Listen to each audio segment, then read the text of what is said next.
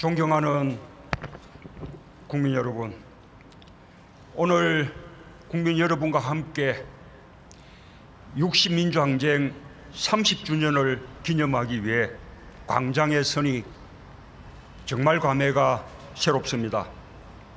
스물이 안 된 청년부터 일원의 원로까지, 제주에서 서울까지 모두 하나가 되고 영남과 호남이 한 목소리로 외쳤던 함성, 호언철폐, 독재 타도, 그 뜨거웠던 구호가 지금도 귀에서 생생합니다. 30년 전 6월 우리는 위대한 국민이었습니다. 빗발치는 세루산 앞에서도 꺾이지 않았던 청년 학생들, 응원군에서 항쟁의 주역으로 변해간 넥타이 부대, 자동차 경적을 울리고 손수건을 흔들고 빵을 나눠주고 전투경찰의 가슴에 평화의 꽃을 달아주었던 시민들, 그 모두가 역사의 주인공이었습니다.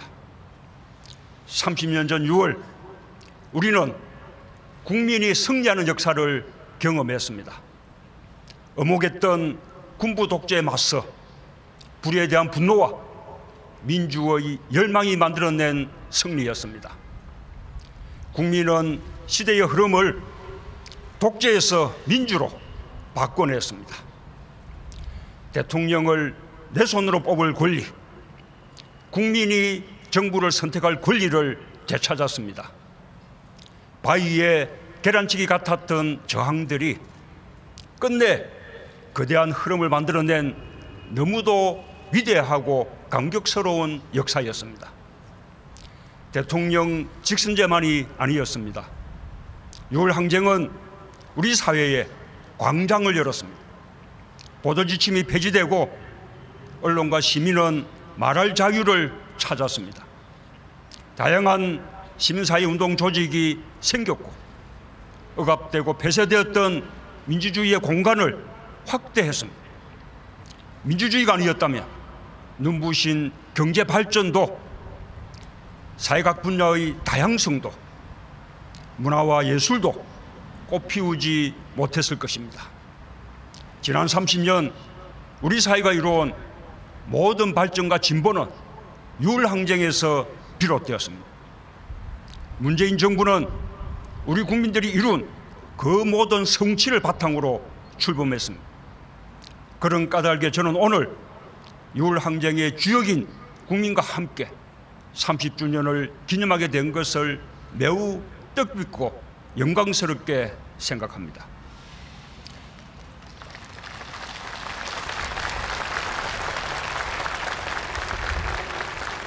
문재인 정부는 6월 항쟁의 정신 위에 서 있습니다. 임기 내내 저 문재인은 대통령이라는 직책을 가진 국민의 한 사람임을 명심하겠습니다. 역사를 바꾼 두 청년, 부산의 아들 박종철과 광주의 아들 이한열을 영원히 기억하겠습니다.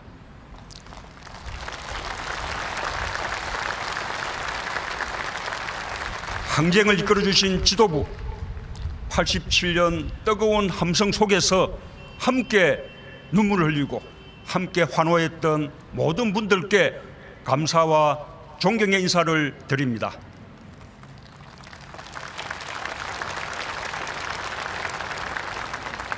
존경하는 국민 여러분, 저는 오늘 세계가 경탄하는 우리의 민주주의가 우리 국민 스스로 만들어낸 것이라는 사실이 무엇보다 자랑스럽습니다. 우리나라 민주주의의 시작은 해방과 함께 바깥으로부터 주어졌습니다. 그러나 오늘 우리의 민주주의를 이만큼 키운 것은 국민들이었습니다. 그 길에 4.19가 있었고, 부망쟁이 있었고, 5.18이 있었고, 6월 항쟁이 있었습니다. 그리고 그 길은 지난 겨울 촛불혁명으로 이어졌습니다.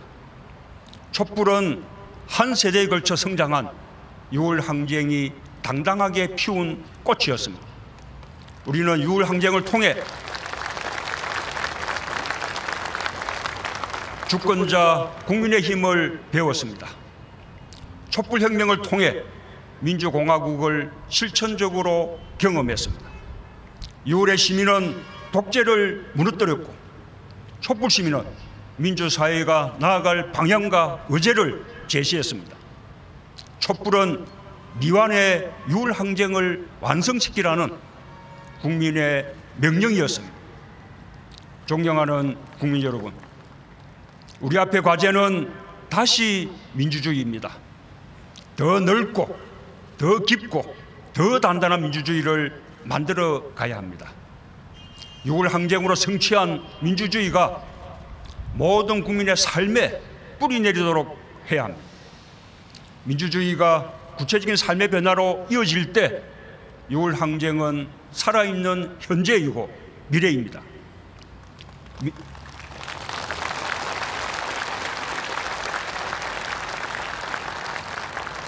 민주주의는 제도이고 실질적인 내용이며 삶의 방식입니다. 저는 이 자리에서 약속드리고 제안합니다.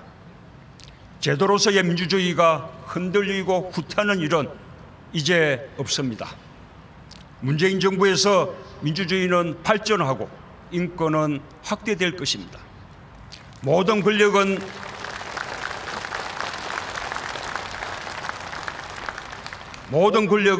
국민에게 있습니다. 헌법, 선거제도, 청와대, 검찰, 국정원, 방송, 국민이 위임한 권한을 운용하는 제도도 마찬가지입니다. 권력기관이 국민의 의사와 의지를 감시하고 왜곡하고 억압하지 않도록 만들겠습니다.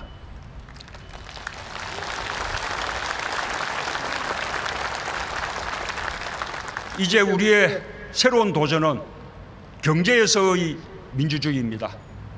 민주주의가 밥이고 밥이 민주주의가 되어야 합니다.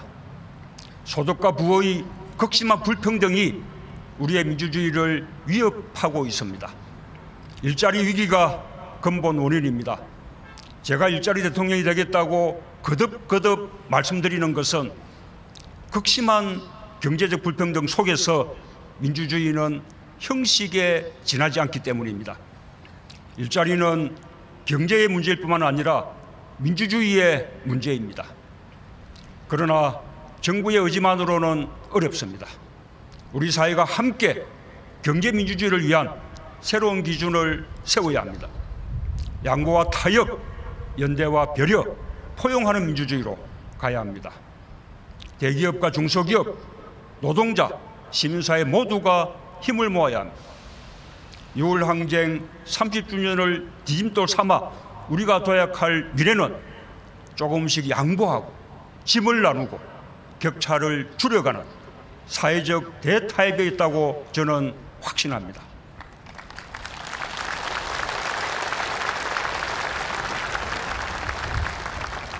결코 쉽지 않은 일이지만 반드시 해내야 할 과제입니다. 대통령과 정부가 할 수 있는 모든 노력을 다하겠습니다. 진정한 노사정 대타협을 위해 모든 경제 주체의 참여를 당부드립니다. 누구나 성실하게 8시간 일하면 먹고 사는 것 걱정 없어야 합니다. 실패했더라도 다시 기회를 가져야 합니다. 그렇게 함께 사회경제적 불평등을 해소해 가는 것이 민주주의입니다. 정치권에서도 함께 힘을 모아주실 것을 부탁드립니다.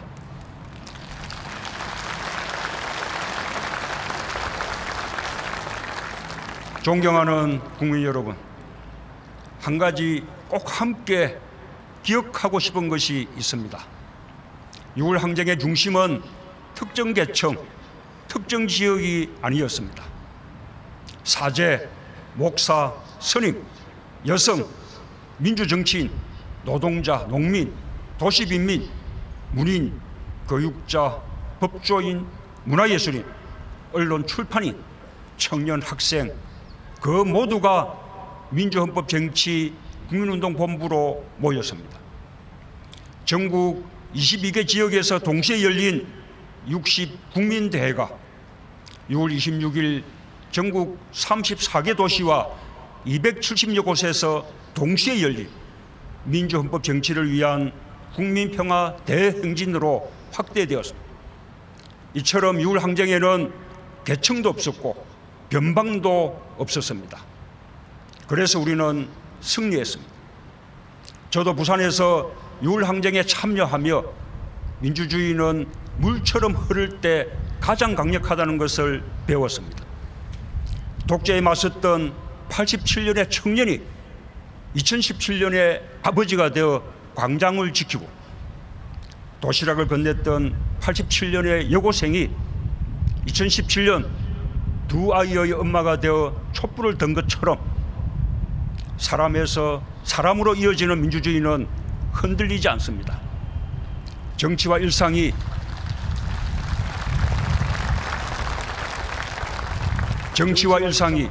직장과 가정이 민주주의로 이어질 때 우리의 삶은 흔들리지 않습니다.